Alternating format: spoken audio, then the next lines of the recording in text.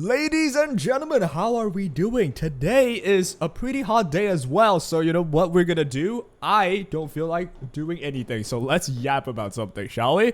So, today we have the revenue. It's like a monthly event, right? We got this from Sensor Tower, and we just want to take a look at our favorite gacha game, Epic 7, and just take a look at how they're doing, right? So, I haven't looked at it. I'm just gonna tell you what I think is gonna happen. It's probably gonna be like a little bit of a downward trend, because it's not even because the game's dead. It's because we just came off of like the anniversary of like the Epic Dash event of like the 100 ML summon. So that was last month. So for this month, there's no way like we're just gonna top that. That's how I think. But is it gonna be bad though? I also don't think so, because we had Harsetti with the free ML5 headhunt event. I'm sure there's a lot of people that just came back or, you know, start the game, because it is the perfect time to start. If you missed the anniversary already, you gotta start now, right? So how are the revenue doing though? So to take a look at this list we got from Sensor Tower, like on top is the same few suspects, but honestly there's a few interesting ones that I want to like point out.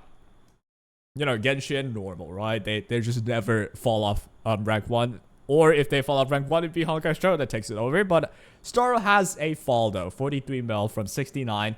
We pretty much have like a filler patch, and they just released someone really good, right? So normal. I mean, they released someone really good that's gonna be like out not on October but in December, I'm pretty sure. So it's not looking good for Star Rail, but it will bounce back up, I'm sure.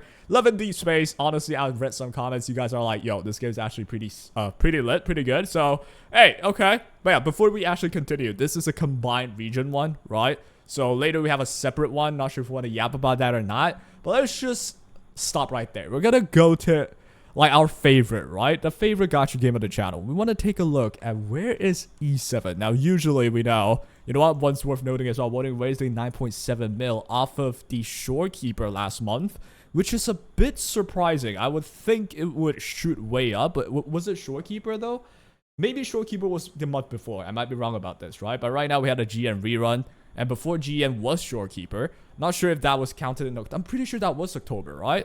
Let me actually check. Shorekeeper release date. I should not be doing this on this channel, but yeah, it's September 26th here, so not October. All right, that makes sense. So Wuthering Waves on the downward trend again. It's a filler patch, so understandable. And if we scroll down a bit more, we finally find our good old Epic 7, baby. From 6.5 mil. This is off of the Harsetti, the anniversary stuff, the 100 Moonlight Summon free pulse.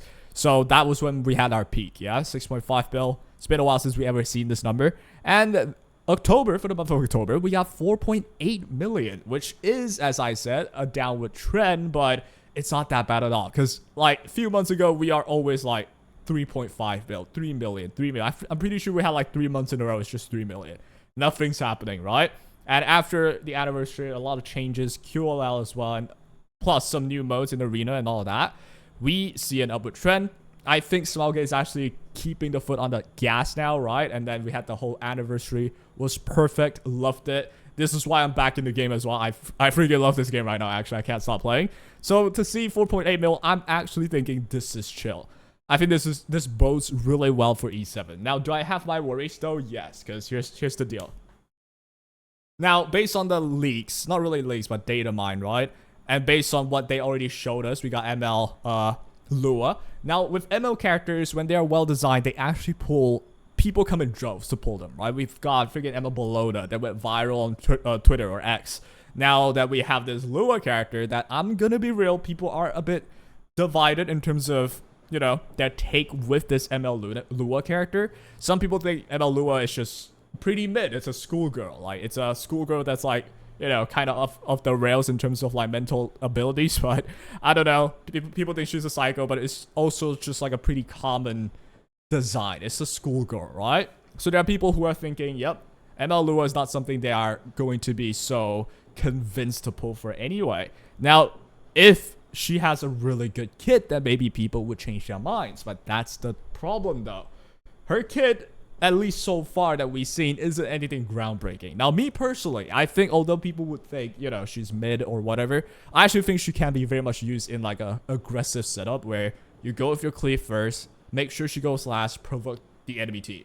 The moment they're provoked, you can like clean up with the S1 counters from all of your like squishy units. At least you don't just like, say for example, ML Illidanov takes a turn because you do too much AoEs. She can't S3, she S1s the Lua, nothing else you can do, and then your Sid S1, your Fire Flan S1, counter the living shit out of her, right? So that's an idea that I have. So I don't think she will be as bad as people think. For like normal playstyles though, she will be really niche. That's how I see it. I could be wrong. So for something that isn't just explosively good, when we saw Harsetti, we know she's explosively good. She's going to change the whole meta, and she did. So people came back to pull her. People started playing to pull her. A very well designed character as well. Has like psychotic last boss vibes, just like Billion. And people love that, right? Not just a schoolgirl. But for me though, I actually think ML Lua, design wise, I dig that. I don't mind it. I haven't seen enough gacha games to think that's normal.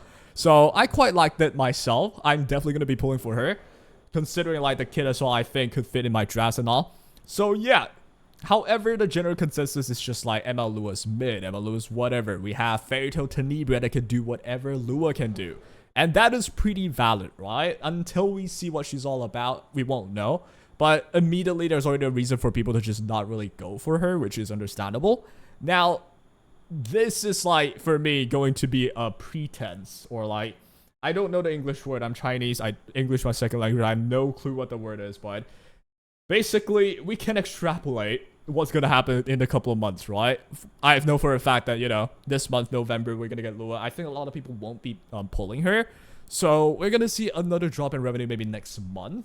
But for this month, right, we're talking about October, 4.8 I think is really, really good. I think next month we're going to go back to the 3 million mark. You know, no ups, no downs. It's always there. We're always there.